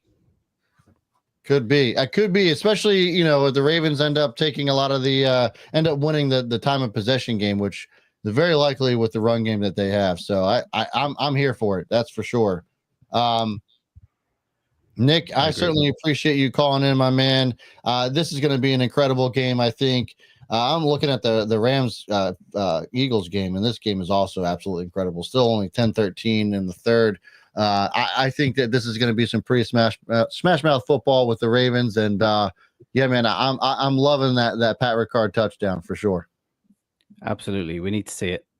Hey, Nick. All right, Nick. And if you're interested, you got to head up the boys over at Gary Williams Stole My Lawn Furniture, the Chaucer. We lost the Queen. Hold on, I can't read. Read this for me, somebody, because I can't. We lost the Queen, but there's the new king in the north. Yeah, and it's got the Henry. And again, I wouldn't wear this because where my fanhood lies, but I think think it would look good on you, my man. So definitely hit them up and see if they can take care of you because it's a great shirt. Are you that weak as a human being that you cannot wear another team? I'm just not. Would you wear a Steelers jersey? I'm not on a Steelers show. I'm on a Baltimore sports show. Like it's just, it's not like what team plays in Baltimore. It was called the Ryan Ripken Ravens show. It'd be different, but you know where I stand. Yeah, I'm with Rocco on this one. I'm not gonna admit that I would ever wear a Steelers uniform or Steelers gear of any kind. Listen, at least I'm honest with you guys. I could be I am a fraud, but I could be a complete fraud and say, I'm a Ravens fan, this and that. I put it out front. You guys know, so there's no secrets here. I can be. Sure. I'm a piece of shit, but I'm hoping that for everyone in the chat, I'm your piece of shit. So you're definitely a piece of shit on the show. How endearing! How endearing! Yeah, it's definitely a term of endearment around these parts. With that being said, Nick, thanks so much for tuning in, man. Oh, Brad just cut out. Chatting again for the AFC Championship game, so this is going to be great. Man, go Ravens. Let's win, and let's also take back custody of all-time low. There you go. That's a crazy situation. Yes, sir. All right, thanks so much, Nick. Enjoy, man. He's great. Yeah, 100%. We got such a great group of friends. I should call them friends, but we got a great community here too. Listen, guys, if you are interested in joining the community, you want to call in later on a later show, make sure you're hitting that join button next to subscribe. Become a member. And final thoughts, gentlemen, on tonight's game. Just win. Just win is right, but I think that just run the ball. Just run. I don't think I can deal with another game where the Ravens move away from their identity. I think that's why you bring in Derrick Henry, to literally force you into not moving away from that identity. You literally cannot keep Derrick Henry off the field in these moments, but run the ball, don't make mistakes, and stay out of your own way. And I think they'll be just fine. Brock? Yeah, the stars have aligned for the Ravens. It seems like everything is coming together at the right time. The ass whooping and the hurting they put on the Steelers last week, as much as it pained me, they did this without Zay Flowers, their top receiving target this season, and they could potentially be without him again. But none of that matters when you have Derrick Henry and Lamar Jackson in the backfield and the offensive line blocking the way they are, and everyone coming together collectively for one goal. This team believes. They really do.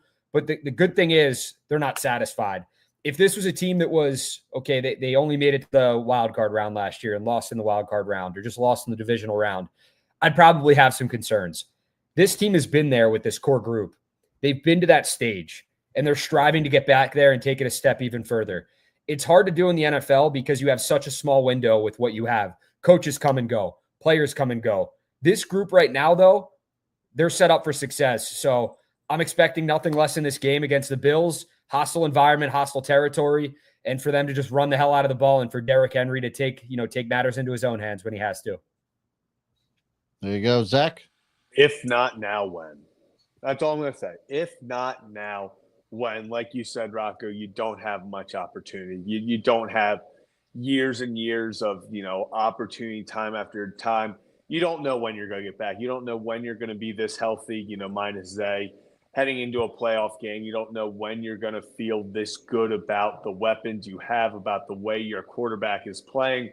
Defense is playing out of their minds. One of the best units in football since week 12. If not now, when? This is the year. This is the year that the Ravens, it looks like everything's going that way, and it's you got to capitalize. You can't. It felt like last year. You felt like afterwards, all you kept thinking was everything was right there. You had the perfect. Kansas City had to come to Baltimore for the AFC Championship. They had to, they only scored 17. You felt like everything pointed to that was the Ravens' opportunity. You don't know when you're going to get it again. You're back, divisional round, opportunity to go back to the AFC Championship to right the wrong of last year. If not now, when? Well said. Well said. And for me, look, The Bills suck against playoff teams this season. I don't, and the Ravens have dominated playoff teams this season. I think that speaks for itself. This is also a terrible matchup for the Bills. I think that this is actually, if the Ravens don't win in convincing fashion, I think that it'll be a letdown. But win regardless and get onto the AFC Championship game and kick the shit out of the Chiefs. If the Ravens don't win, the Bills need to kick the shit. That's all I got to say for this. Guys, thanks so much for tuning in. You are amazing. Can't thank you enough for tuning in and supporting the channel this way. And go Ravens. Go Ravens, baby. Go Ravens. Just find a way. Just find a way. Do it.